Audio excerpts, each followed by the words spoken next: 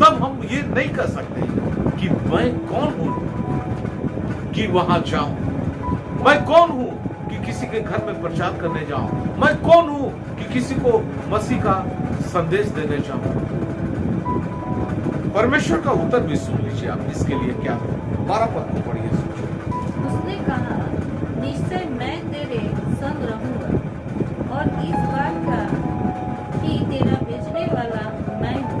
तेरे लिए ये चिन्ह होगा कि जब तू उन लोगों को मिस्र से निकाल चुके तब तुम इसी पहाड़ पर परमेश्वर की उपासना करोगे। एक पहाड़ पर एक झाड़ी जल रहा था, परमेश्वर ने दर्शन दिया, वहीं पर ये कन्वर्सेशन हो रहा है, ये वार्तालाप हो रही है परमेश्वर का मूसा।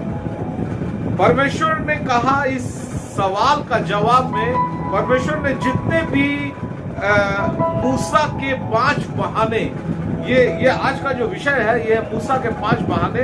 अब 5 बहाने का परमेश्वर ने जवाब दिया। ये पहला बहाना था मूसा का, मैं कौन हूं, और इसका जवाब परमेश्वर ने दिया, निश्चय मैं तेरे संग रहूंगा। तुम कौन हो, क्या हो, कुछ भी नहीं हो, जीरो हो। तुमको दुनिया का कोई ताकत वैल्यू नहीं देता है। दुनिया के लोग तुमको तुच्छ समझते हैं, शून्य समझते हैं, लेकिन मैं तेरे साथ हूं। इससे बड़ा और क्या चाहिए तुझे मिस्र में जाने के लिए?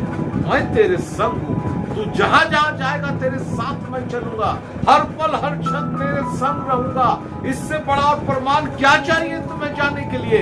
मेरे मसीह प्रिय भाई और बहनों, हम जब कहीं भेजे जाते हैं परमेश्वर के द्वारा, और परमेश्वर के अनुभवी और अच्छे दासों के द्वारा, लॉजिकल दासों के द्वारा, लॉजिक के द्वारा जब भेजे जाते हैं, तो परमेश्वर हमारे साथ होता है।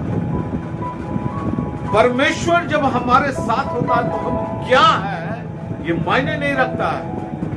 हम काले हैं कि गोरे हैं, हम लंबे हैं कि नाटे हैं, हम पतले दुबले हैं कि मोटे हैं, हमारा हैसियत पैसे वाले का है कि गरीबी का है, मायने नहीं रखता है। परमेश्वर जब हमको भेज रहा है और परमेश्वर जब कह रहा है मैं तेरे संग हूं, तो इससे बड़ा और क्या हथियार हमको चाहिए? परमेश्वर जब मेरे संग है तो मैं तो कहीं भी जा सकता हूं, जहां परमेश्वर मुझे भेजेगा।